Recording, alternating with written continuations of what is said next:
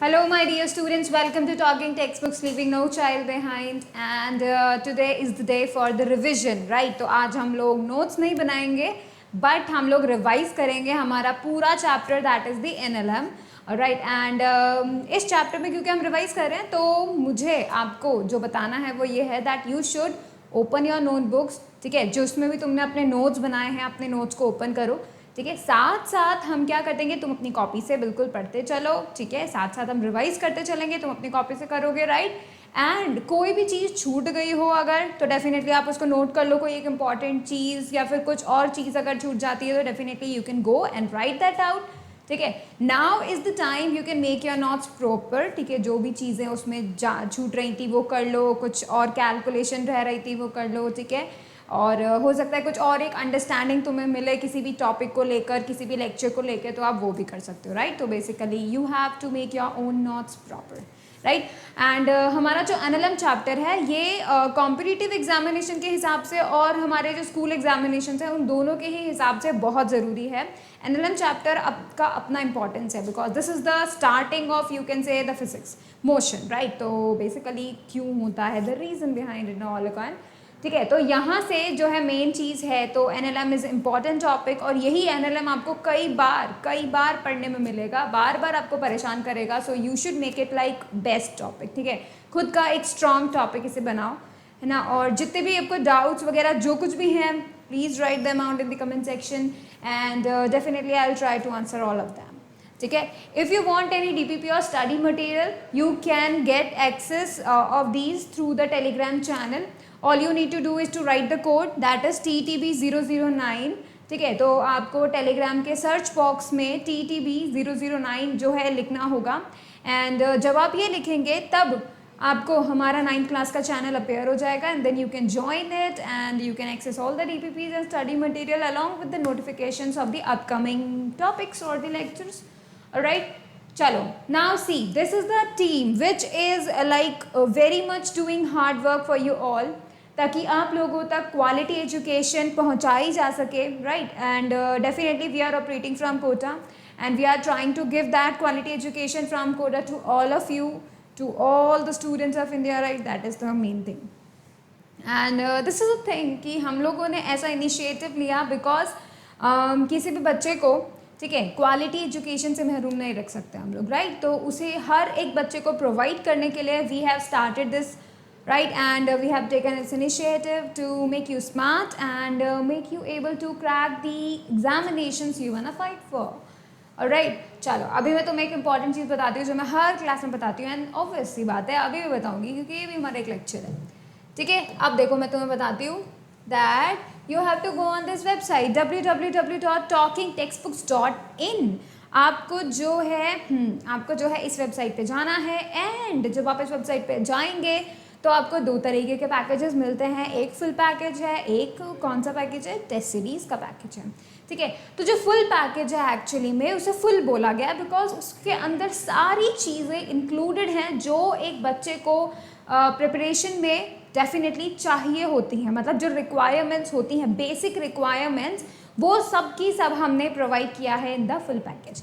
सबसे पहली चीज़ तो स्टडी मटेरियल, क्योंकि बच्चा क्या करता है, वंडर करता रहता है इसके पास ये बुक पढ़ूँ वो बुक पढ़ूँ या फिर इसके नोट से पढ़ूँ उसके नोट से पढ़ूँ, so this is a confusion, right.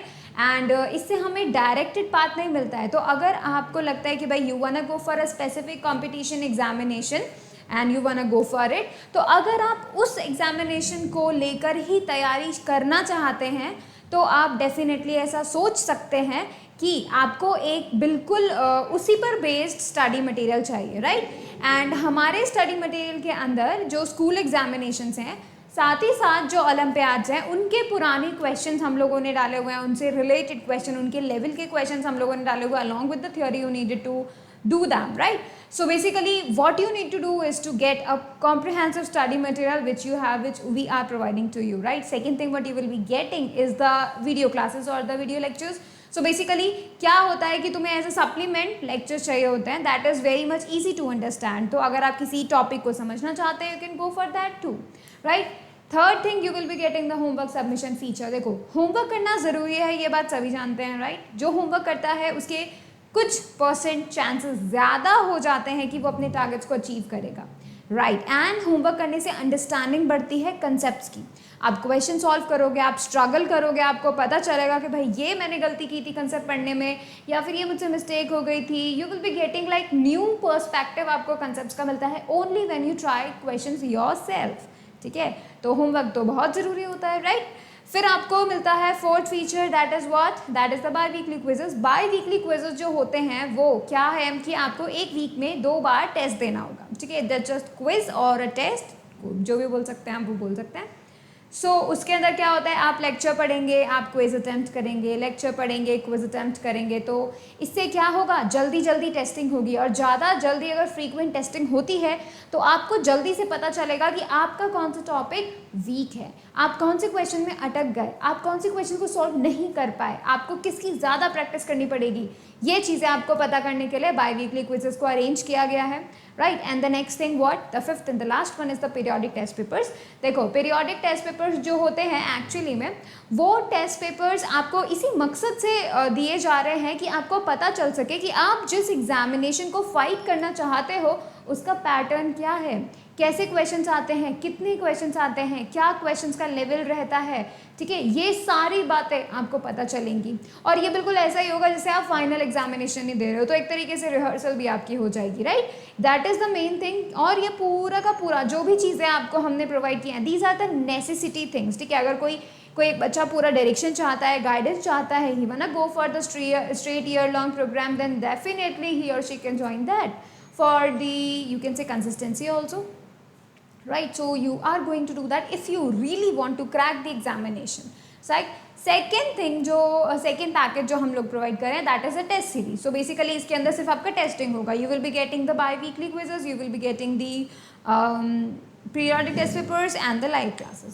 So these three things will be provided to you in the test series. So आप क्या कर सकते हैं, अगर आपको ऐसा लगता है कि आपने पढ़ लिया है but you want to go for the test series, go for it. और अगर आपको लगता है you want guidance, the year long guidance or a proper method or a path to follow, you can definitely join the full package, right? And जो next thing मैं आपको बताना चाहती हूँ वो ये है कि अगर आपको ऐसा लगता है कि भाई आपको ये जानना है इनके बारे में कि किस तरीके से ये पैकेजेस आपको हेल्प करने वाले हैं, तो आप हमें कॉल कर सकते हैं। And the number is 919549041111। अगर आप इस नंबर पे हमें कॉल करेंगे तो आपकी जितनी भी क्वेरीज हैं वो सभी सॉल्व हो जाएंगी। We will be trying our best to resolve all your queries and that is good, right. एंड अगर आप उसके बाद डिसाइड कर लेते हैं कि भाई हमें जो है बाय करना है पैकेज, देन उसके लिए let me tell you a code that is CY Live. If you write this code you will be getting a 30% discount, right. तो अगर आप कोई भी पैकेज talkingtextbooks.in से खरीदना चाहते हैं and you have decided that you are going to buy, then you can use this code CY Live to get the 30% discount, and that is a good thing, right? You can definitely do that. चलो अभी हम अपना revision start कर रहे हैं। सो हम पहले promise ले लेते हैं, ठीक है। So promise yourself you will be watching the whole lecture, you will be making proper notes and you will be definitely revising on a daily basis, ठीक है। तो अभी हम रिवीजन कर रहे हैं वो ठीक है, बट हमें और भी जो है रेगुलरली रिवीजन करना चाहिए, that is good thing, right.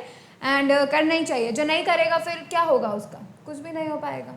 Revision तो बहुत ज़रूरी होता है। So let's start the revision, right. First हमने कहाँ से स्टार्टिंग किया था, we started by the force, right. We studied about the force कि भाई ये जो एक्शंस होते हैं हम रियल लाइफ में फोर्स कैसे अप्लाई करते हैं। We apply forces through all of these actions, lifting up, kicking, right, hitting और pushing, pulling, opening a door, through all these actions we do apply a force, ठीक है। हम क्या करते हैं, फोर्स अप्लाई करते हैं, या फिर हम पर भी कोई फोर्स अप्लाई कर सकता है, ऑलराइट। एंड ये जब हम अपनी रियल लाइफ में फोर्स अप्लाई करते हैं तो उस फोर्स को अप्लाई करने के बाद हम जिस भी बॉडी पर अप्लाई करते हैं we get to see some effects, हमें कुछ इफेक्ट देखने मिलते हैं। लेट्स से कि दिस किकिंग, राइट। तो किक के बाद व्हेन ही किक्ड, तो उसके बाद क्या इफेक्ट दिखा, ठीक है, क्या इफेक्ट दिखा उस फोर्स का, उस किक का क्या रिजल्ट हुआ, क्या इफेक्ट दिखा, कुछ इफेक्ट्स हमें देखने मिलते हैं।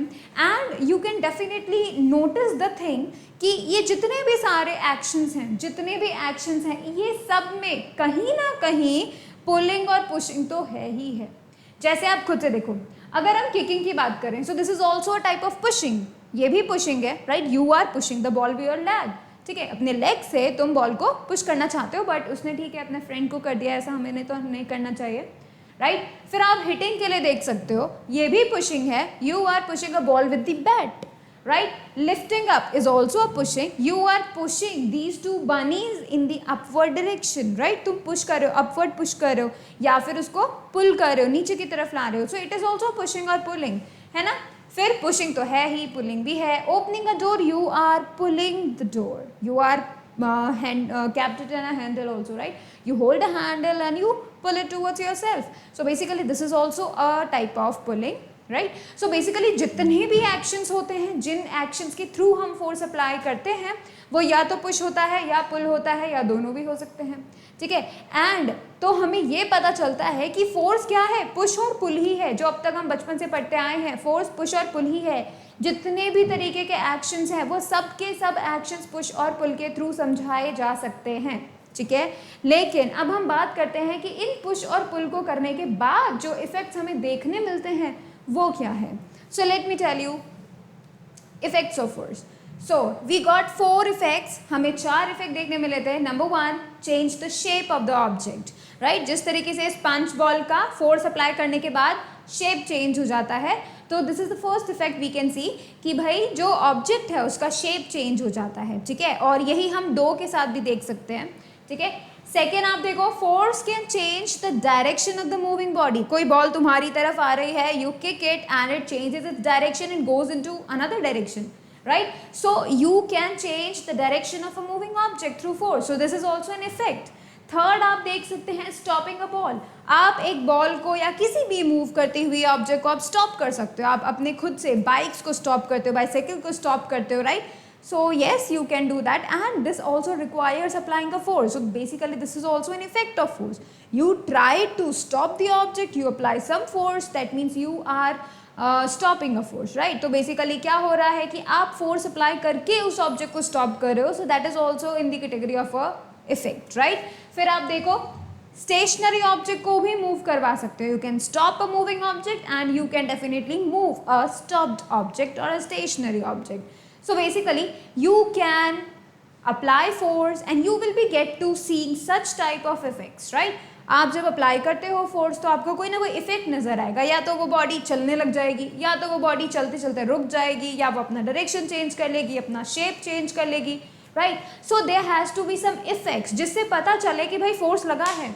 अगर इफेक्ट्स, ये let me tell you that कि अगर इफेक्ट नहीं होते, ठीक है, अगर ये आपको इफेक्ट्स ऐसे नहीं दिखाई देते तो आपको पता ही नहीं चलता कि are you applying the force और नॉट. और इसका सबसे बढ़िया एग्जांपल है, किसी दीवार को धक्का देके देखो तुम खुद से, अगर तुम किसी दीवार को धक्का दोगे तो क्या दीवार तुमसे हिल जाएगी? तो इससे साफ साफ पता चलता है कि भाई इफेक्ट से हमें पता चलेगा कि फोर्स अप्लाई हो रहा है कि नहीं. सब बोलेंगे तुम क्या फोर्स लगा रहे हो, दीवार तो हिल ही नहीं रही है. बिल्कुल बोल सकते हैं, राइट? सो जो ये इफेक्ट्स हैं इनकी हेल्प से हमें पता चलता है कि भाई फोर्स अप्लाई हुआ है. फोर्स हमें दिखाई थोड़ी देता है, नहीं दिखाई देता ना. हम उनके इफेक्ट से ये पता कर पाते हैं कि यह फोर्स लगा है, right? That is I want to tell you. And let's move forward. जो फोर्स की डेफिनेशन में हम लोग पुश और पुल तो लिखेंगे ही, साथ ही साथ जो इफेक्ट्स हैं हमने उन सभी को कंबाइन कर दिया, ठीक है? So force is a pull or push which changes or tends to change the state of rest or of uniform motion of a body or changes its direction or shape. So basically हमने सारे effects को combine करके एक ही definition में बड़ी सी बना दी है, that is force. Alright, force को हम स्मॉल एफ और कैपिटल एफ दोनों से शो करते हैं. And the important thing is कि अगर आप किसी बॉडी को मूव करवाना चाहते हो, अगर आप किसी बॉडी को रोकना चाहते हो, शेप चेंज करवाना चाहते हो, तो क्या करना पड़ेगा? आपको फोर्स अप्लाई करना पड़ेगा, राइट? वो बॉडी अपने आप से कुछ भी चेंज नहीं करने वाली. जैसे कि आपके घर में रखा हुआ टेबल, वो अपने आप से अपना पोजीशन चेंज नहीं करेगा, ठीक है? वो आराम से बैठा हुआ है, हमेशा वो ऐसा ही बैठा रहेगा जब तक आप एक्सटर्नल फोर्स नहीं लगा देते, ठीक है? और ये चीज़ हम आगे पढ़ेंगे, ये बात आपको ध्यान में रखनी है. तो चलो अब हम बात करते हैं बैलेंस्ड फोर्सेस और अनबैलेंस्ड फोर्सेस की. सो देखो, बैलेंस्ड फोर्सेस का मतलब क्या होता है? एक ही बॉडी के ऊपर 4-5 जने फोर्स लगा रहे हैं, ठीक है? लेट्स से एक बॉक्स है, उसमें 4-5 लोग जो हैं फोर्स लगा रहे हैं और वो बॉक्स अपनी जगह से हिल नहीं रहा, ठीक है?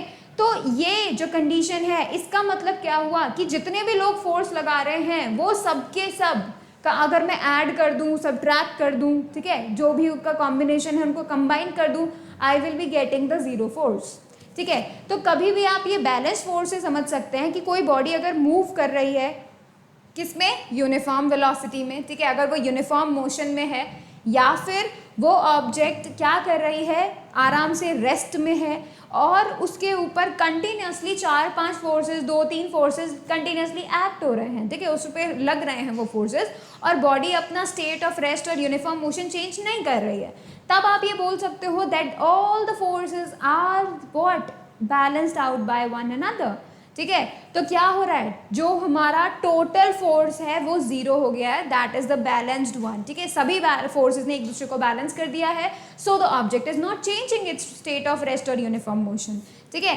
That is how we can consider about the balancing things, ठीक है। तो यहाँ पे आप देखो, ये जो रोप है यहाँ पे भी 300 न्यूटन लग रहा है फोर्स, यहाँ पे भी 300 न्यूटन लग रहा है, सो दोनों तरफ 300 न्यूटन ऐसे करके लग रहा है फोर्स, जो रोप है हिलेगी नहीं, बिकॉज दोनों तरफ बराबर इक्वल फोर्स लग रहा है, so it these are the balanced forces, दो फोर्सेस हैं बट बैलेंस्ड। इसी तरीके से बात करते हैं इस बुक की, टेबल के ऊपर आराम से रखी हुई है, क्या ये मूव कर रही है, नहीं, क्यों मूव नहीं कर रहे हैं, बिकॉज इस बुक के ऊपर दो फोर्सेस लग रहे हैं और वो दोनों ने एक दूसरे को बैलेंस कर दिया है, so this object is not moving at all, ठीक है। तो अगर कोई ऑब्जेक्ट मूव नहीं करती, आराम से रेस्ट में थी और फोर्स लग रहे हैं उसके ऊपर, फिर भी वो रेस्ट में ही है आराम से, तब हम बोलेंगे जो फोर्स उसके ऊपर लग रहे हैं those are the balanced one, ठीक है। अब हम बात करते हैं अनबैलेंस्ड फोर्सेस की। तो अनबैलेंस्ड फोर्सेस में क्या हो, एक फोर्स ज़्यादा हो गया, एक फोर्स कम हो गया, रिजल्टेंट कुछ ना कुछ फोर्स हमें मिलेगा, तो इसका मतलब अनबैलेंस्ड, ठीक है। जो रिजल्टेंट फोर्स है अगर वो जीरो हो जाता है, जैसे कि बैलेंस्ड की कंडीशन में हुआ, तब हम लोग बोल सकते हैं कि दोनों फोर्सेस बराबर हैं एक दूसरे के, बैलेंस हो गए हैं, तो टोटल फोर्स हो गया जीरो, ठीक है, रिजल्टेंट फोर्स हो गया जीरो। बट अगर ऐसा नहीं होता है, अगर ऑब्जेक्ट्स एक दूसरे पे फोर्स लगाती हैं, ठीक है, ऑब्जेक्ट्स, बहुत सारी ऑब्जेक्ट एक पे फोर्स लगा रही हैं और वो मूव कर जाए, आराम से बैठा हुआ था और फोर्सेस के एक्ट होने के बाद वो मूव करना शुरू कर दे, तब हम उसे क्या बोल देते हैं, अनबैलेंस फोर्सेस की कैटेगरी में डाल देते हैं कि भाई यहाँ पे जो है बैलेंस नहीं कर रहे फोर एक दूसरे को, और क्या करे, एक इफेक्ट आ रहा है उसमें, नजर आ रहा है, ठीक है। So basically that is the thing we can get from the balanced and the unbalanced forces, ठीक है। चलो अभी हम रिजल्टेंट फोर्स की बात करते हैं। तो रिजल्टेंट फोर्स मतलब क्या होता है, रिजल्टेंट फोर्स मतलब होता है कि तुम बैलेंस्ड वाले और अनबैलेंस्ड फोर्सेस का कोई कैलकुलेशन कर रहे हो, that is the resultant force, total force अगर हम बात करें तो। Let me tell you how. ये देखो, इस बच्चे के ऊपर दो फोर्सेस एक्ट हो रहे हैं, ये जो लड़की है वो भी एक फोर्स लगा रही है और ये लड़का ये भी फोर्स लगा रहा है, ये एक ही डायरेक्शन में लगा रहे हैं, सो दे विल एड अप, और रिजल्टेंट फोर्स हमें मिल जाएगा F1 + F2, ठीक है। अगर हम इस तरफ देखें तो भाई यहाँ चल रहा है झगड़ा चल रहा है, तो रेड टी शर्ट वाला बच्चा अपनी तरफ टॉय खींच रहा है और ब्लू टी शर्ट वाला बच्चा अपनी तरफ जो है टॉय खींच रहा है, so they are like pulling it away from each other. और अगर इन लोगों ने अगर बैलेंस कर दिया तो ये टॉय मूव तो करेगा नहीं, टोटल फोर्स जीरो, राइट। लेकिन अगर अनबैलेंस्ड हो गया, एक की तरफ ज़्यादा फोर्स है एक की तरफ कम फोर्स है, तो वो क्या बन जाएगा, रिजल्टेंट बन जाएगा अनबैलेंस्ड बन जाएगा। So the resultant would be F1 - F2। Subtract क्यों किया, क्योंकि दोनों अपोजिट डायरेक्शन में, एक प्लस में है तो दूसरा माइनस में होगा ही होगा, so you will be getting F1 - F2, ठीक है। सो व्हेनेवर फोर्सेस अगर एक तरफ लग रहे हैं, you are going to add them, opposite directions में लग रहे हैं तो एक सब्ट्रैक्ट होगा और एक प्लस में होगा, ठीक है। चलो अभी हमने ये क्वेश्चन देखा था, क्वेश्चंस में मैंने आपको बताया था कि व्हाट इफ जो दो फोर्सेस लग रहे हैं वो 1D ना होकर 2D हैं, मतलब एक दूसरे के परपेंडिकुलर लग रहे हैं, एक अप लग रहा है और एक एक्स में लग रहा है, ठीक है। अगर इस तरीके से लगता है तो how you are going to calculate them, you are going to calculate them by using the Pythagoras theorem, ठीक है। तो देखो मैग्नीट्यूड के लिए आप पाइथागोरस थ्योरम यूज करोगे, ठीक है, जहां पर you will be getting like hypotenuse, जो ये है this is the hypotenuse, right? So this is the hypotenuse, this is the perpendicular and this is the base, so you are going to write it all down, ठीक है। जो उसका x में force है उसका स्क्वायर, y में force है उसका स्क्वायर, दोनों को add up, under root them and then you will be getting the magnitude. और अगर आपको डायरेक्शन पता करना है तो यूज दिस।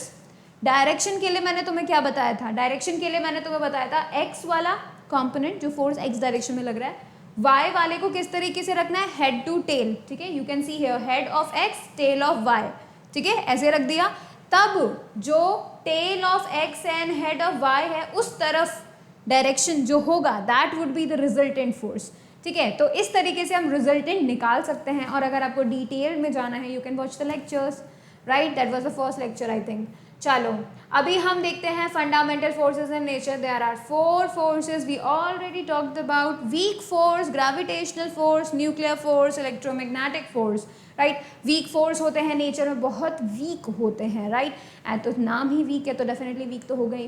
ग्रेविटेशनल फोर्स जो हमारी धरती माता लगाती है, ठीक है, एंड नॉट ओनली दैट बल्कि हर एक बॉडी यूनिवर्स में एक फोर्स लगा रही है दूसरी बॉडी पे, हर दूसरी बॉडी पे, that is because of its mass, है ना। तो ये जो फोर्स है ग्रेविटेशनल फोर्स है ये जस्ट बिकॉज ऑफ मास है। अगर किसी के पास ज़्यादा मास है तो वो ज़्यादा ग्रेविटेशनल फोर्स लगा सकता है, अगर किसी के पास कम मास है तो वो कम ग्रेविटेशनल फोर्स लगा सकता है। तो ये gravitational force just based on the mass, ठीक है। फिर देखो न्यूक्लियर फोर्स, न्यूक्लियर फोर्स जो है वो न्यूक्लियस के अंदर फोर्स की बात हो रही है। सो बेसिकली जो न्यूक्लियस के अंदर प्रोटॉन्स हैं, न्यूट्रॉन्स हैं, उनको बाइंड करने के लिए जो फोर्स चाहिए that is what the nuclear force. Because हम तो ये बात जानते हैं पॉजिटिव पॉजिटिव रिपेल होता है ना। तो जो प्रोटॉन्स होते हैं वो पॉजिटिव हुआ, वो अब एक ही न्यूक्लियस के अंदर अगर 4 प्रोटॉन हुए तो वहाँ कितना ज़्यादा रिपल्शन होगा, राइट। वो सब दूर दूर भागने की कोशिश करेंगे क्योंकि वो एक दूसरे को रिपेल करते हैं, राइट। लेकिन उनको पकड़ के रखने का काम किसका है? न्यूक्लियर फोर्स का। सो एक न्यूक्लियस के अंदर प्रोटॉन्स न्यूट्रॉन्स को बांध के रखना, बाइंड करके रखना, उन्हें बाहर नहीं जाने देना, किसका काम है? न्यूक्लियर फोर्स का काम है, ठीक है। Very strongest force in nature we can say that. Electromagnetic force because of the charges moving and all, फिर उसमें जो हमारा फोर्स होता है इलेक्ट्रोमैग्नेटिक फोर्स वहाँ कंसीडर होता है, right. So there are the 4 forces in nature that are present in the nature. Alright, चलो अब हम आगे बढ़ते गैलीलियोस के एक्सपेरिमेंट में चलते। देखो कैसे ये शो हो रहा है एक्चुअली। गैलीलियोस के जो एक्सपेरिमेंट्स हैं वो गैलीलियो ने क्या बोला था? गैलीलियो ने बोला था कि अगर हम क्या करें, एक इंक्लाइन प्लेन ले लेते हैं और एक बॉल को उस पर रोल करवा देते हैं, तो जैसे जैसे वो बॉल नीचे जाएगी वैसे वैसे उसकी जो वेलोसिटी है वो बढ़ती जाएगी, ठीक है। तो देखो इनिशियल वेलोसिटी जो है वो कम होगी और उसकी जो फाइनल वेलोसिटी होगी वो क्या होगी? ज़्यादा होगी, क्योंकि वो नीचे जा रहा है तो उसकी वेलोसिटी बढ़ जाएगी। फिर गैलीलियो ने ये बोला कि भाई जब कभी भी हम किसी बॉल को इंक्लाइन प्लेन के ऊपर जाने देते हैं, जब कभी भी हम उसको इंक्लाइन प्लेन के ऊपर भेजते हैं, तो जैसे जैसे बॉडी ऊपर जाती है वैसे वैसे उसकी वेलोसिटी कम होते जाती है। So you can see here कि भाई जो वेलोसिटी है, इनिशियल वेलोसिटी है वो ज़्यादा है और फाइनल कम, ठीक है। उसके बाद गैलीलियो ने बोला कि अगर ऐसा है, नीचे जाते वक्त वेलोसिटी बढ़ रही है, ऊपर जाते वक्त वेलोसिटी घट रही है, तो मतलब कुछ ना कुछ ऐसा भी होना चाहिए जहाँ पे वेलोसिटी हमेशा इक्वल रहे, चेंज ही नहीं हो। एंड वो क्या है? प्लेन है, ठीक है। What is that? That is the plane, ठीक है। तो देखो अगर कोई बॉडी नीचे जाएगी तो वेलोसिटी इंक्रीज होगी, ऊपर जाएगी तो वेलोसिटी डिक्रीज होगी, तो मतलब इन दोनों के बीच में एक कंडीशन ऐसा भी होना चाहिए जहाँ पर जो बॉडी है वो मूव करते रहे, उसका वेलोसिटी कभी भी चेंज नहीं हो, कांस्टेंट रहे। और वो तभी होगा जब यहाँ पे एक ऐसा सरफेस होगा, ठीक है, एक प्लेन सरफेस होगा और वो भी फ्रिक्शनलेस होगा, ठीक है। क्यों? क्योंकि हमें कोई भी फोर्स अपोज करता हुआ नहीं चाहिए, फ्रिक्शन इसे रोकने की कोशिश करेगा। लेकिन अगर हम फ्रिक्शन लेस सरफेस ले लेंगे तो इसके ऊपर ऐसा कोई फोर्स नहीं है जो इसे रोकने की कोशिश करे, राइट। तो ये मूव करता रहेगा मतलब इन्फिनाइट तक करता रहेगा जब तक उसको करना होगा, ठीक है। That was the experiment 1 of the Galileo. अब हम एक्सपेरिमेंट 2 की बात करते हैं। सो एक्सपेरिमेंट 2 में गैलीलियो का क्या था, लेट मी शो यू। देखो एक्सपेरिमेंट 2 में क्या किया गैलीलियो ने, बोला कि अगर हम एक हेमिस्फीयर, एक बाउल, ठीक है, एक सिमेट्रिकल बाउल अगर ले लेते हैं, वो भी फ्रिक्शनलेस सरफेस का, अंदर से उसका जो सरफेस है दैट इज टोटली फ्रिक्शनलेस। तो उन्होंने क्या बोला कि अगर हम एक साइड में छोड़ देते हैं उसको, तो वो क्या करेगी? नीचे जाएगी बॉल और दूसरे साइड में बिल्कुल एग्जैक्ट सेम हाइट तक वो जाएगी, ठीक है। अगर वो फ्रिक्शनलेस सरफेस होती है तो वो क्या करेगी? ऑलमोस्ट और इक्वली वो अपोजिट डायरेक्शन में सेम हाइट तक जाएगी, ठीक है। अब उन्होंने हेमिस्फीयर के लिए तो बोल दिया, मान लिया, ठीक है। फिर उन्होंने क्या किया कि अब हम क्या करते हैं, एक इस तरीके का शेप ले लेते हैं कि दूसरे तरफ जाने के लिए उसको थोड़ा ज़्यादा डिस्टेंस ट्रैवल करना पड़े। तो उन्होंने ऐसे टेस्ट किया। फिर उन्होंने यहाँ से बॉल को छोड़ दिया, बॉल जाएगी जाएगी जाएगी, लेकिन बॉल ने क्या किया, अपोजिट डायरेक्शन में भी वो इक्वल हाइट तक पहुँचने की कोशिश की। अगर फ्रिक्शनलेस सरफेस है तो वो पक्का पक्का इक्वल हाइट तक पहुँच भी जाएगी, हालांकि उसे ज़्यादा डिस्टेंस ट्रैवल करना पड़ेगा, क्योंकि दूसरा सरफेस देखो कितना बड़ा है, ज़्यादा डिस्टेंस ट्रैवल करना पड़ेगा, लेकिन फिर भी वो क्या करेगी, ज़्यादा डिस्टेंस ट्रैवल करेगी, ठीक है। अब क्योंकि वो ऐसा करेगी तो हम क्या कर सकते हैं, हम लोग ये बोल सकते हैं कि भाई अगर ऐसा कंडीशन हुआ तो अगर हम बॉल का दूसरा हिस्सा, मतलब बाउल जो है उसका दूसरा हिस्सा, सेकंड वाला जो पार्ट है, अगर हम उसे बिल्कुल स्ट्रेट बना दे तो क्या होगा। तब उन्होंने बताया कि अगर ऐसा हो जाए और ये फ्रिक्शनलेस सरफेस हो तो ये बॉल चलती ही जाएगी, रुकेगी ही नहीं कभी, ठीक है, रुकेगी ही नहीं कभी, बिकॉज उसे वो हाइट मिलेगी ही नहीं, राइट। जिस हाइट तक उसके पहुंचने का था, जिस हाइट पे पहुंच के वो रुकने वाली थी, उस हाइट तक तो वो जाएगी ही नहीं, क्योंकि वहां तक तो रास्ता ही नहीं है, इसलिए हमेशा चलती जाएगी, ठीक है। That was the thing, that was the experiment 2। And इसी से रिलेटेड जो न्यूटन थे, उन्होंने गैलीलियो के इन दोनों एक्सपेरिमेंट्स को स्टडी किया और उसके बाद उन्होंने न्यूटन के 3 लॉ ऑफ मोशन दिए, ठीक है। तो चलो अभी हम देखते हैं ये भी गैलीलियो का जो है स्टेटमेंट्स मैंने लिखे हुए हैं। The ball's velocity will not decrease or increase, it will remain constant. जब वो बिल्कुल एक हॉरिजॉन्टल सरफेस पे जा रही थी तब ना तो डिक्रीज होगी ना तो इंक्रीज होगी, वो सिंपल कांस्टेंट वेलोसिटी से चलते जाएगी। Ball will continue to move with constant velocity unless external force acts on it. वो तब तक चलते जाएगी कांस्टेंट वेलोसिटी से जब तक कोई एक्सटर्नल फोर्स उसके ऊपर ना आ जाए, ठीक है, और उसे रोकने की कोशिश ना करे। चलो अभी हम चलते हैं आगे, जो कि न्यूटन का फर्स्ट लॉ है। और न्यूटन का फर्स्ट लॉ ये कहता है कि हर एक बॉडी अपने स्टेट ऑफ रेस्ट में या फिर स्टेट ऑफ यूनिफॉर्म मोशन में रहना पसंद करती है और रहती भी है, ठीक है, जब तक कि उसे किसी और फोर्स द्वारा परेशान न किया जाए। जैसे कि अगर कोई और फोर्स उसके ऊपर एक्ट होने लगता है तब ज़रूरी है कि वो अपना मोशन, अपना रेस्ट का स्टेट चेंज कर सकती है, बिल्कुल, अगर कोई एक्सटर्नल फोर्स उसके ऊपर एक्ट करता है तो, ठीक है। सो यहाँ पे हमें यही न्यूटन का फर्स्ट लॉ देखने मिलता है कि अगर एक बॉडी के ऊपर कोई एक्सटर्नल फोर्स नहीं है तो मतलब वो बॉडी जिस स्टेट में थी, भले ही वो स्टेट ऑफ रेस्ट में है, भले ही वो स्टेट ऑफ यूनिफॉर्म मोशन में है, वो वैसे की वैसे ही रहने वाली है, वो चेंज नहीं होने वाली, ठीक है, उसका स्टेट कोई चेंज नहीं होने वाला। That was the first law. और इसका मतलब क्या होता है कि एक बॉडी रिमेन्स अनएसेलरेटेड, बिल्कुल कोई एसेलरेशन नहीं है। दैट नो एसेलरेशन का मतलब होता है कि भाई वो कांस्टेंट वेलोसिटी से भी जा सकती है, यूनिफॉर्म मोशन, या फिर वो रेस्ट में भी रह सकती है, ठीक है। If and only if the resultant force on it is zero, अगर कोई उसके ऊपर रिजल्टेंट फोर्स जीरो होता है, ठीक है, that is the balanced one also, right. तो देखो एक्सटर्नल फोर्स, रिजल्टेंट फोर्स अगर जीरो होता है दैट मीन्स तब वो बॉडी अनएसेलरेटेड रहेगी। लेकिन अगर कोई एक्सटर्नल फोर्स वहाँ पर आ जाता है, प्रेजेंट हो जाता है, उस बॉडी पे अप्लाई हो जाता है, तब ज़रूर वो उसके पास कुछ ना कुछ एसेलरेशन आ जाएगा। And due to that acceleration की वजह से क्या होता है, वेलोसिटीज चेंज होती हैं, राइट। अगर एसेलरेशन आ गया तो मतलब velocity can change, right. And that is why अगर कोई एक्सटर्नल फोर्स है तो मतलब एसेलरेशन है, और एसेलरेशन है तो मतलब कुछ ना कुछ चेंज है। दैट मीन्स वो बॉडी अपना स्टेट ऑफ रेस्ट या फिर यूनिफॉर्म मोशन चेंज कर सकती है, ठीक है। चलो अभी हम आगे देखते हैं definition of force from first law of motion से। क्या देख सकते हैं, नो फोर्स मतलब नो चेंज इन स्टेट। अगर कोई एक्सटर्नल फोर्स नहीं है तो there is no change in the state of rest और uniform motion, right. Force is that which changes or tries to change the state of rest or uniform motion। तो मतलब कि force एक ऐसा चीज है या फिर कुछ ऐसा होता है जिसकी वजह से स्टेट ऑफ रेस्ट या फिर state of uniform motion change होता है। अगर फोर्स ना हो तो ये भी चेंज नहीं होंगे। That was the first law, और उसी की वजह से हम जो है देखते रहते हैं। Now let's talk about the inertia.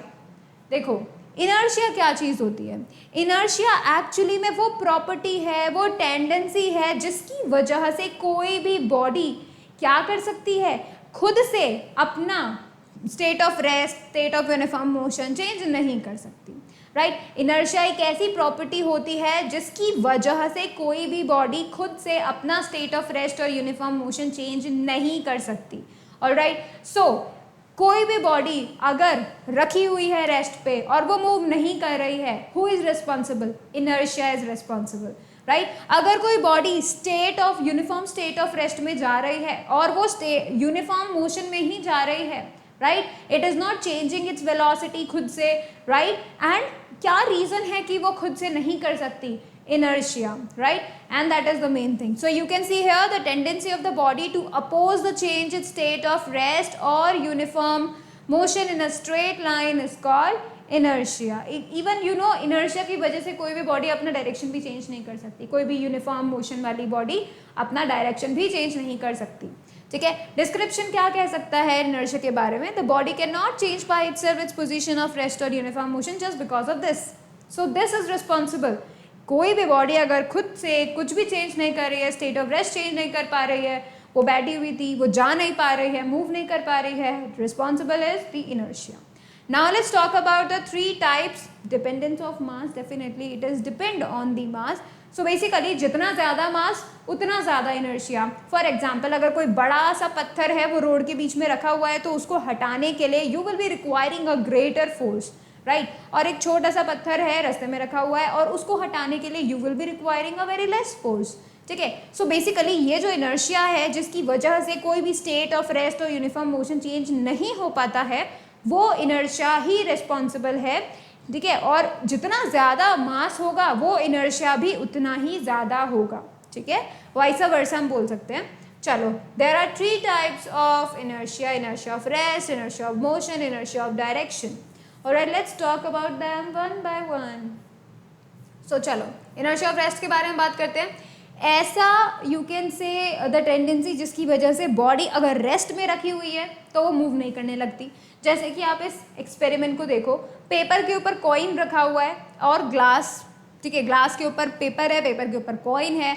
तो जब आप पेपर को फ्लिक करोगे, ठीक है, पेपर को आप फ्लिक करोगे तो आप क्या करोगे? पेपर को, पहले वो रेस्ट पे था पेपर, आपने फ्लिक किया एंड ड्यू टू दैट उसे मोशन मिला तो पेपर मूव किया, राइट। लेकिन ये सब इतना जल्दी हुआ कि कॉइन जो रेस्ट में बैठा हुआ था उसको उस तक मोशन नहीं पहुंचा, राइट, उस तक वो फ्लिकनेस नहीं पहुंची, उसको कोई मोशन नहीं मिला, दैट्स वाई वो वहीं का वहीं नीचे गिर गया, ठीक है। So that is the reason कि भाई ये रेस्ट में था और ये रेस्ट में ही है, इसके पास इनर्शिया ज़्यादा था, ठीक है। तो इसके पास को ज़्यादा फोर्स चाहिए था जाने के लिए, बट इसको ज़्यादा फोर्स मिला ही नहीं, so it will not move, right. This is the reason inertia of you can say the rest, ठीक है।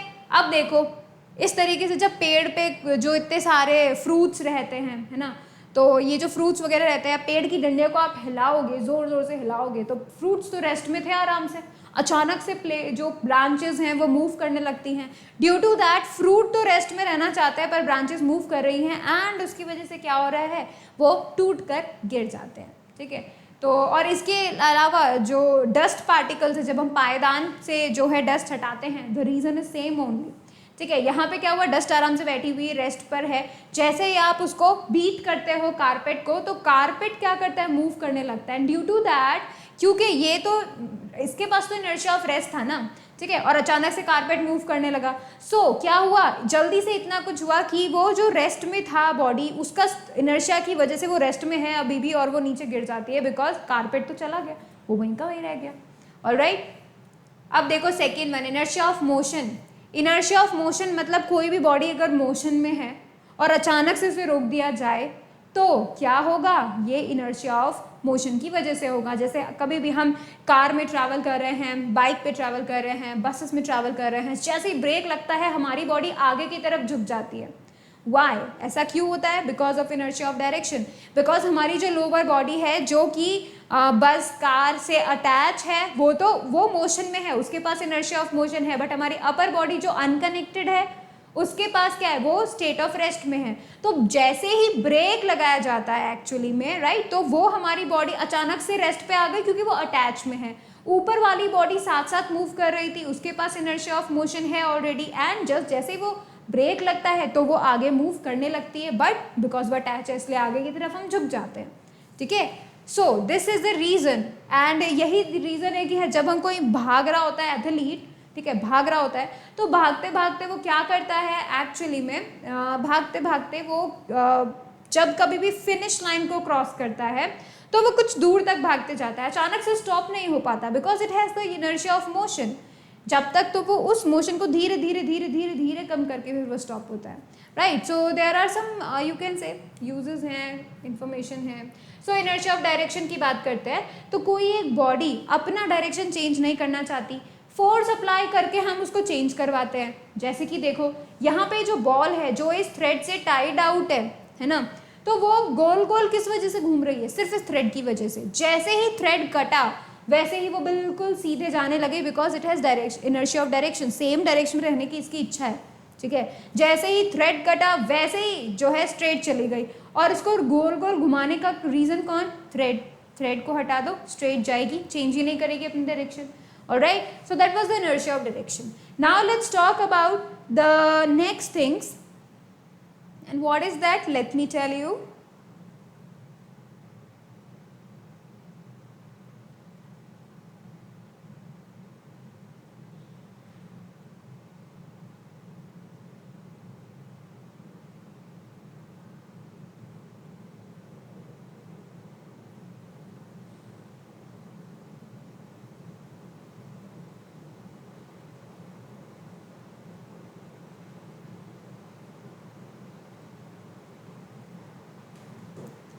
चलो तो हम जो है नेक्स्ट बात देखते हैं, that is momentum and Newton's का फर्स्ट लॉ, ठीक है, not the first, second law, actually momentum से तो सेकेंड लॉ कनेक्टेड है।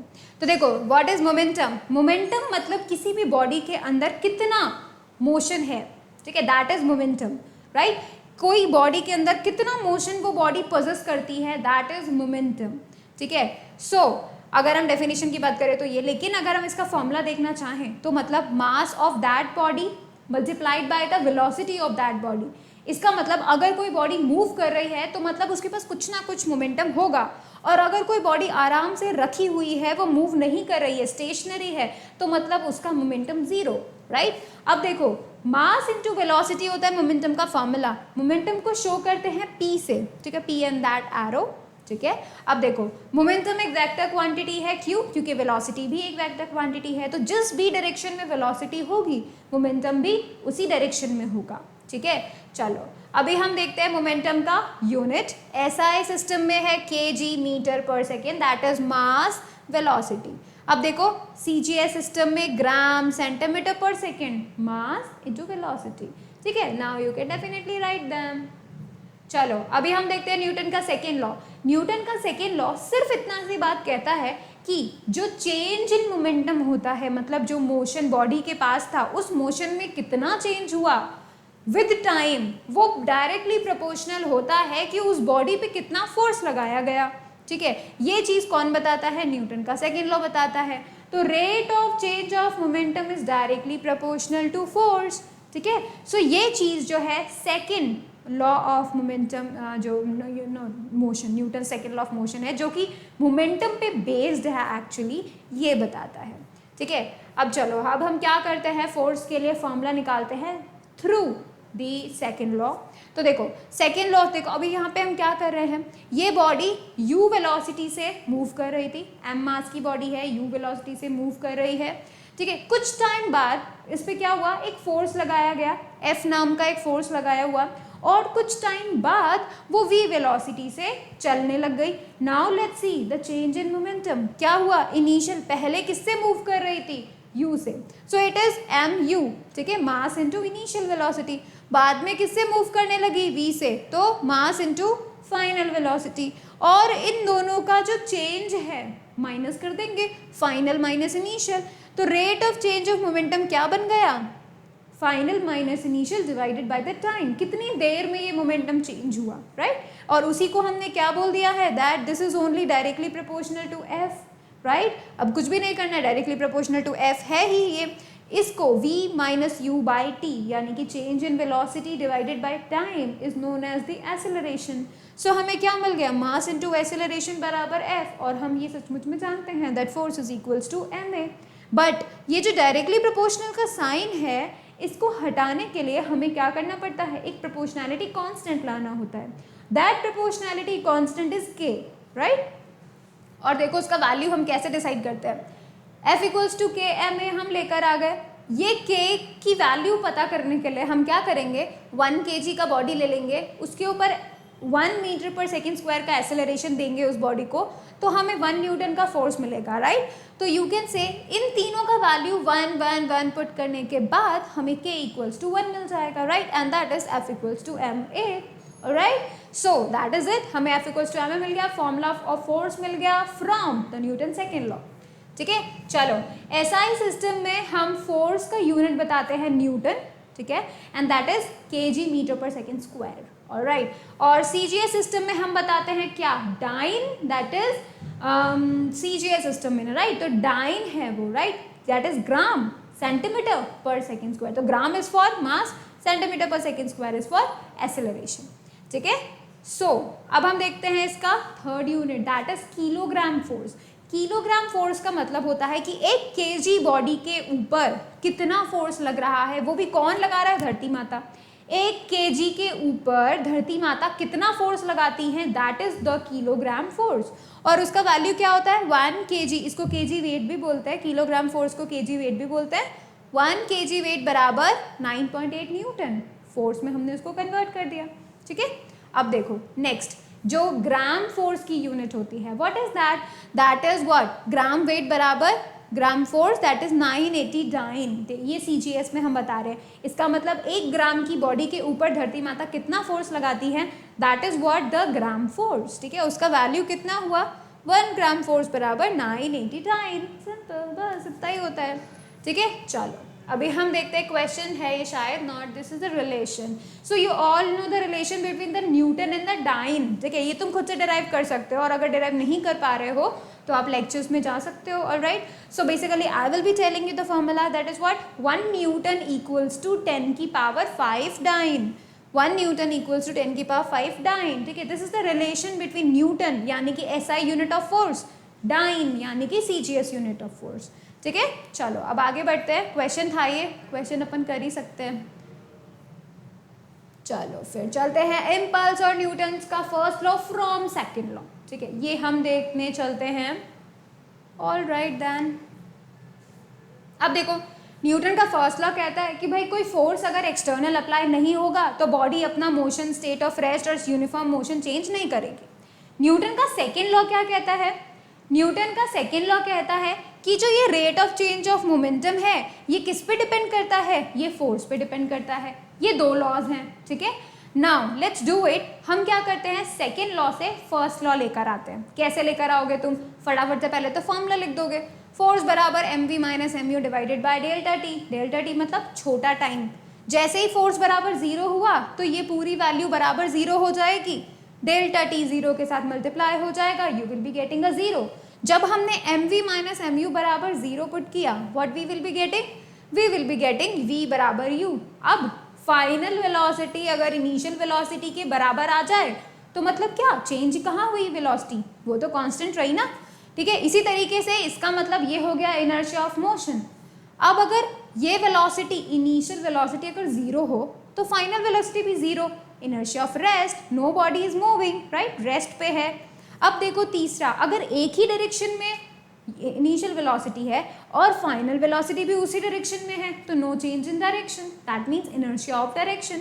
सो बेसिकली ये जो 3 स्टेटमेंट्स हैं ये आपको बताती हैं कि आप न्यूटन के सेकेंड लॉ से फर्स्ट लॉ को लेकर आ सकते हो, वो भी हर एक पॉइंट पर, ठीक है, हर एक point you can derive that. Alright, let's talk about the impulse of force. देखो हमने इम्पल्स स्टडी किया था और इम्पल्स में हमने ये बोला था कि एक बहुत बड़ा अमाउंट का फोर्स अगर छोटे से टाइम के लिए अप्लाई किया जाए तब जो चेंज होता है that is the impulsive force, ठीक है। तो वो जो इम्पल्सिव फोर्स होता है और इसके अंदर मोमेंटम बहुत ज़्यादा तेजी से चेंज होता है, so that rate is very high, है ना। So we can say impulse of force को यू कैन से कैलकुलेट करने के लिए, ठीक है, तो उसके लिए हम बोल सकते हैं फोर्स इनटू टाइम, मतलब वो बड़ा फोर्स और छोटा टाइम, ठीक है। तो इन दोनों को मल्टीप्लाई करते हैं, you will be getting impulse, ठीक है। अब इम्पल्स की यूनिट्स न्यूटन में, मतलब अगर हम एसआई में बोलेंगे तो न्यूटन इंटू टी सेकेंड, और अगर हम सीजीएस में बोलेंगे तो dyne into t seconds, right. So what you will be getting? Newton second, dyne second. All right, so that is the unit of impulse. Now let's talk about what? Impulse momentum theorem, मतलब ऐसी theorem जो momentum or impulse को connect करती है। ये भी हम Newton के सेकेंड लॉ से कर सकते हैं। कैसे? देखो, न्यूटन का सेकेंड लॉ लिख दिया, final momentum minus initial momentum divided by time. Time को तुम उधर लेके जाओ फोर्स के पास, तो तुम्हें क्या मिला? F into delta T, that is impulse. So impulse is what? Just change in momentum. जितना ज्यादा चेंज होगा मोमेंटम, उतना ही ज्यादा इम्पल्स होगा, right? And they are like vice versa, एक दूसरे के डायरेक्टली प्रोपोर्शनल है, राइट? तो अगर चेंज अगर इन मोमेंटम कम हुआ, इम्पल्स भी कम हो जाएगा। ऑलराइट, चलो अभी हम देखते हैं कि अगर आपको फोर्स टाइम ग्राफ दिया हो तो आप कैसे जो है इम्पल्स कैलकुलेट करेंगे। तो वो देखो, इम्पल्स कैलकुलेट करने के लिए आपको क्या करना पड़ेगा? सिर्फ area under the curve, force time का area under the curve calculate करना होगा, and you will be getting the change in momentum or impulse, क्योंकि दोनों बराबर होते हैं। ठीक है, चलो आगे बढ़ते हैं। ये कुछ एग्जाम्पल्स हैं, जैसे कि हम जब बॉल कैच करते हैं तो फिर जो है धीरे धीरे हमें जो है टाइम बढ़ाना पड़ता है, राइट? कि जो कोलिजन है वो उसका टाइम हमें बढ़ाना पड़ता है। तो जो मोमेंटम है, जो अचानक से चेंज हो जाना चाहिए था, वो धीरे धीरे चेंज होता है, जिसकी वजह से क्रिकेटर्स के जो हाथ होते हैं, जो बॉलर्स के हाथ होते हैं, बेसिकली वो सेफ रहते हैं, उन्हें चोट ज़्यादा नहीं लगती है। ठीक है, फिर जब हम सैंड पे कूदते हैं तो ये भी इम्पल्स का ही एक अच्छा एग्जाम्पल है, उससे आपको चोट ज़्यादा नहीं लगती। ठीक है, फिर आप देख सकते हैं कि जो जब हम शिपिंग करते हैं आइटम्स की, जैसे बहुत ही you can say sensitive items है, ज़्यादा जल्दी टूट सकते हैं, जैसे कांच के कुछ आइटम्स, ठीक है, कुछ भी जैसे, तो उनको किस में पैक किया जाता है? बबल रैप में पैक किया जाता है। रीज़न, मोमेंटम को जो है टाइम बढ़ाने के लिए, इम्पल्स कम हो, है ना? अगर इम्पल्स ज़्यादा हुआ तो ये तो जल्दी से टूट जाएंगे, उसको स्टॉप करने के लिए। और आपको जो बहुत सारे गड्ढे रहते हैं रोड पे, उससे बचाने के लिए, उसके इम्पैक्ट से बचाने के लिए क्या होता है? जो व्हीकल्स होते हैं उनके अंदर स्प्रिंग लगी होती है, और ये क्या करता है? इम्पल्स को कम कर देता है। ठीक है, so these are the examples जो कि है हम लोग देख सकते हैं। और आप लोग डेफिनेटली कैलकुलेट तो कर ही सकते हो फोर्स इनटू टाइम, अगर आपको दिया हो तो you can calculate what? Impulse, right? चलो न्यूटन का थर्ड लॉ ऑफ मोशन और conservation of law of momentum देखते हैं। So what is the Newton of third law? Third law क्या कहता है? थर्ड लॉ कहता है कि हर एक एक्शन का रिएक्शन होता है, राइट? हर एक एक्शन का रिएक्शन होता है। ये कौन कहता है? न्यूटन का थर्ड लॉ। चलो आगे बढ़ते हैं। क्या होता है जब एक बॉल स्ट्राइक करती है वॉल को? तो देखो, बॉल आई, दीवार को स्ट्राइक किया, तो बॉल ने किया एक्शन और दीवार ने फिर रिएक्शन दिया, और जिसकी वजह से बॉल वापस से झटक के दूर गई। ठीक है, तो that is the action in reaction. Ball ने एक्शन लिया दीवार पे, दीवार ने रिएक्शन लिया बॉल पे। ठीक है, सो वो फोर्स जो बॉल ने दीवार पे लगाया, दैट इज एफ रिएक्शन, और वो फोर्स जो दीवार ने बॉल पे ले आया, एफ रिएक्शन। और ये दोनों आपस में इक्वल एंड नेगेटिव होते हैं, यानी इक्वल एंड ऑपोजिट होते हैं। ठीक है, देखो, तो यही है न्यूटन का थर्ड लॉ। ठीक है, देखो जैसे ये स्प्रिंग, एक स्प्रिंग ए है, एक स्प्रिंग बी है, दोनों को हमने टाई कर दिया, मतलब दोनों को कनेक्ट कर दिया। बी वाले को दीवार से कनेक्ट कर दिया, अब यहाँ से हिल नहीं सकती, और जो ए वाले की अदर साइड है उसको पकड़ के लेफ्ट हैंड साइड में खींचा। जैसे ही खींचा, दोनों की रीडिंग सेम।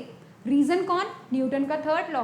ये जो ए स्प्रिंग है ये बी पे 20 न्यूटन का एक्शन कर रही है, और ये जो बी वाली है वो ए पे 20 न्यूटन का रिएक्शन कर रही है, तो दोनों बराबर। न्यूटन का थर्ड लॉ वैलिड है ना। चलो देखो, यहाँ पे कोई भी एक्शन रिएक्शन के बगैर पॉसिबल नहीं है। आप जैसे एक हैंग पेपर के ऊपर लिख नहीं पा रहे हो, बहुत मुश्किल होगा। सीजर अगर कट कर रही है तो अगर उन दो पेयर्स की जगह पे अगर सिर्फ एक ही पेयर हो तो वो भी कट नहीं कर पाएगी, राइट? ऐसे न जाने कितने एग्जाम्पल्स हैं जहाँ से आपको पता चल सकता है दैट कोई भी एक्शन पॉसिबल नहीं होगा without a reaction. There has to be action and there has to be a reaction in order to make them possible. ठीक है, अब देखो नेक्स्ट इंपॉर्टेंट चीज कि ये जो एक्शन रिएक्शन होते हैं ये बैलेंस नहीं होते। ठीक है, क्यों? क्योंकि दो अलग अलग बॉडीज होती हैं, है ना। इस वजह से ये जो है दो अलग अलग फोर्सेस होते हैं, दो अलग अलग बॉडीज पे लगाए जाते हैं, दैट्स वाई ये बैलेंस नहीं है। ठीक है, देखो ये जो बॉल है ये दीवार पे फोर्स लगाती है, और जो दीवार है ये बॉल पे फोर्स लगाती है। ये दोनों फोर्स अलग अलग हैं, दो अलग अलग बॉडीज एक दूसरे पे फोर्स लगा रही हैं। लेकिन हमने जो है जब बैलेंस फोर्स का अभी हमने पढ़ा तो हमने क्या देखा था वहाँ पे? बैलेंस फोर्स के लिए हमने देखा था कि एक ही बॉडी के ऊपर 2-3 फोर्सेस लगते हैं, राइट? तो यहाँ पे तो दो अलग अलग बॉडीज है, दो अलग अलग फोर्स है, तो बैलेंस की तो कोई मतलब ही नहीं होता, right. So action reaction balance नहीं होते, ये बात आपको ध्यान में रखनी है। चलो नेक्स्ट देखते हैं। नेक्स्ट ये बोलता है कि हर एक पेयर जो कि इक्वल ऑपोजिट होता है वो एक्शन रिएक्शन नहीं होता। जैसे एग्जाम्पल देखो, तुम ये जो बुक रखी हुई है, ये बुक मूव नहीं कर रही है, राइट। बोलेंगे न्यूटन, ये जो नॉर्मल का फोर्स है वो उसके वेट के बराबर है, इक्वल ऑपोजिट है। बट हम ये बात जानते हैं कि यहाँ पे जो टेबल है वो नॉर्मल लगा रहा है बुक पे, और इसी बुक पे जो धरती माता है वो वेट लगा रही है। तो मतलब दोनों फोर्स एक ही बुक पे आ रहे हैं, ये है बैलेंस्ड फोर्स, राइट। बट ये एक्शन रिएक्शन नहीं है, बिकॉज एक्शन रिएक्शन के लिए दो फोर्सेस और दो बॉडीज चाहिए होती हैं, राइट। यहाँ पर एक ही बॉडी के ऊपर फोर्स लग रहा है, तो this is not an action reaction. हाँ, अगर मैं बात करती कि टेबल बुक पे फोर्स लगा रहा है और बुक टेबल पे फोर्स लगा रही है, तब ये दोनों जरूर एक्शन रिएक्शन हो सकते हैं, ठीक है। So you need to make sure. चलो अभी कुछ एग्जाम्पल्स देखो थर्ड लॉ ऑफ मोशन के। ये जो हॉर्स पाइप है ये बहुत अच्छा एग्जाम्पल है। जितनी वेलोसिटी से जो पानी है आगे जाता है, उतना ही इफेक्ट, उतना ही रिएक्शन हमें उस हॉर्स पाइप पे देखने मिलता है, जिसको बहुत स्ट्रांगली पकड़ना पड़ता है। वॉकिंग बहुत अच्छा एग्जाम्पल है। हम वॉक कर रहे हैं, जो हमारा एक्शन है कि हम धरती माता को पीछे खींच रहे हैं, और रिएक्शन है कि धरती माता हमें आगे धकेल रही है, ठीक है। सिमिलरली स्विमिंग के लिए हम बोल सकते हैं, हम जब स्विमिंग करते हैं तो पानी को पीछे धकेलते हैं, और रिएक्शन क्या होता है कि पानी हमें आगे भेजता है, ठीक है। So that is the example. Now let's talk about Newton का सेकेंड लॉ, ठीक है। अब इसको हम लेके आ रहे हैं, मतलब न्यूटन के सेकेंड लॉ से हम ये कंजर्वेशन लॉ को लेकर आ रहे हैं, कंजर्वेशन ऑफ मोमेंटम को लेकर आ रहे हैं एक्चुअली। तो देखो, change in momentum divided by time is force, ठीक है। फोर्स को जीरो करो, अगर फोर्स जीरो होता है तो टाइम यहाँ चला जाएगा जीरो में, कौन बचेगा? चेंज इन मोमेंटम बराबर जीरो। जब मोमेंटम चेंज ही नहीं हुआ तो मतलब मोमेंटम तो कांस्टेंट है, इसका मतलब मोमेंटम तो कंजर्व है, राइट। सो ऐसा पॉसिबल होता है जब एक्सटर्नल फोर्स जीरो हुआ, ठीक है। एक्सटर्नल फोर्स जीरो हुआ तभी ऐसा पॉसिबल है कि लीनियर मोमेंटम कंजर्व रहता है। जैसे अगर हम बात करें इस ग्लास की, ठीक है, इस ग्लास के अंदर पानी है, पानी के मॉलिक्यूल्स घूमते रहते हैं, इधर जा रहे हैं उधर जा रहे हैं, रैंडम मोशन करते रहते हैं, ठीक है। तो उसके जो अंदर के पार्टिकल्स हैं उनके पास डेफिनेटली कुछ ना कुछ मोमेंटम होगा, और वो चेंज भी होते रहता है, राइट। लेकिन क्योंकि बाहर से कोई एक्सटर्नल फोर्स इस पानी के ऊपर नहीं जाता है, इसी वजह से अंदर के जितने भी मॉलिक्यूल्स हैं इन सब का अगर मैं लीनियर मोमेंटम ऐड कर दूं तो I would be getting a constant value every single time, ठीक है। मुझे कांस्टेंट मिलेगा, दैट इज द थिंग जो कि हमें पता होना चाहिए। चलो अभी हम law of conservation of momentum देखते हैं from the third law. What we did, हमने ऑलरेडी ये स्टडी कर चुका है, राइट। तो देखो, ए मास की बॉडी है, बी मास की बॉडी है, ठीक है। ये पहले से u वेलोसिटी से जा रही थी, यू ए वेलोसिटी से, और ये यू बी वेलोसिटी से जा रही थी। यू ए वेलोसिटी बहुत ज़्यादा थी, तो ये ए बॉडी जल्दी से आके बी से टकरा गई, है ना। और फिर क्या हुआ, टकराने के बाद बी जल्दी जल्दी चलने लगी, ए थोड़ा धीमे हो गई, पर दोनों एक ही डायरेक्शन में जा रहे थे, ठीक है। तो देखो, change in momentum final minus initial A body के लिए, change in momentum final minus initial B body के लिए फोर्स कैलकुलेट करते हैं, जैसा कि हम पहले कर चुके। फोर्स करेंगे तो टी टाइम में हो जाएगा, सिंपल, टी टाइम में टी टाइम में। अब हम ये बात जानते हैं कि भाई न्यूटन का थर्ड लॉ क्या कहता है, दोनों ही फोर्स एक दूसरे पे बराबर होने चाहिए ना, कि ए बॉडी ने बी बॉडी पे जितना फोर्स लगाया, बी बॉडी ए बॉडी पे उतना ही फोर्स लगाएगी, पर अपोजिट में लगाएगी।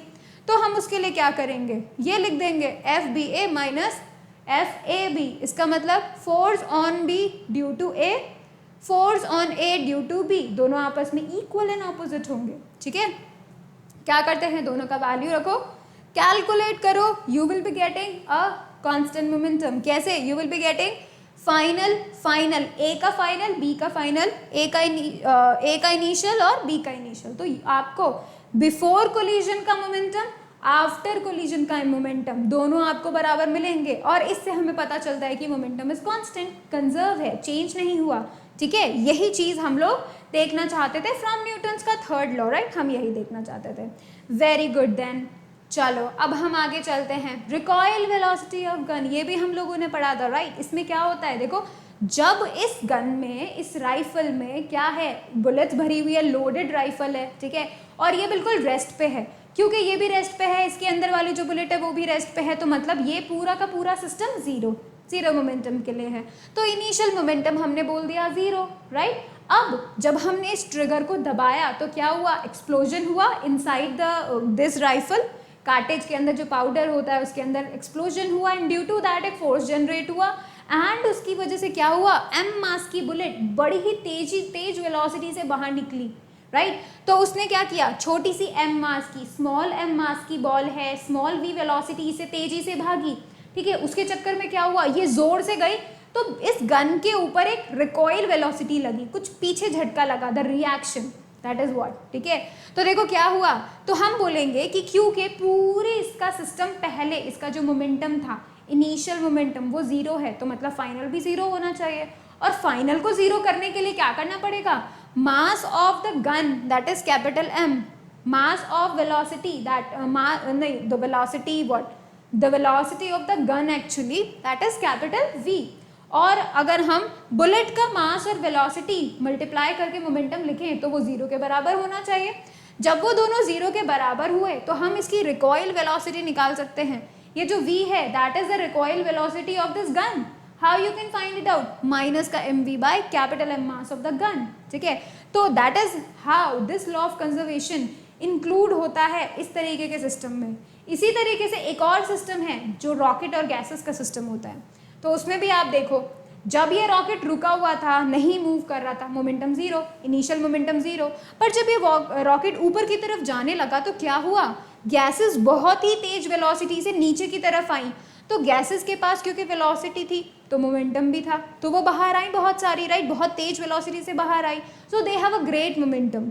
और अगर हम ये बात पूरे सिस्टम का कांस्टेंट मोमेंटम लाना चाहते हैं तो मतलब जितना गैसेस का मोमेंटम है अपोजिट डायरेक्शन में, रॉकेट के ऊपर भी उतना ही मोमेंटम होना चाहिए, इक्वल एंड ऑपोजिट, राइट। तो उतना ही मोमेंटम होना चाहिए, दोनों को ऐड करेंगे तो we get again zero. So we can write that कि momentum of gases plus momentum of rocket should be zero final के लिए, and that how we can say that कि दोनों का momentum would be the same, rocket का momentum, gases का momentum would be same, right, and opposite to each other. So that's how we can say कि ये जितनी भी बातें हम लोगों ने आज रिवाइज की हैं एक्चुअली में, ठीक है, तो ये जो भी रिवीजन हमने किया है वो बहुत ही अच्छे तरीके से तो कर लिया है। अब आपको ध्यान रखना है कि अगर हम नेक्स्ट क्लास में जो क्वेश्चंस डील करेंगे that is what, the you can say the olympiad level questions, right. तो हम लोग जितने भी ओलंपियाड लेवल क्वेश्चंस करेंगे उसके लिए आपको तैयार रहना है, एक बार और रिविजन कर लेना, ठीक है, जिससे कि आप क्वेश्चन जब करोगे तो आपको बहुत ईजिली क्वेश्चन सॉल्व हो जाएंगे, ठीक है। So thank you so much for watching the video. Please like it, share it, subscribe it, and do not forget to click on the bell icon so that you will remain notified for the upcoming videos. Thank you so much.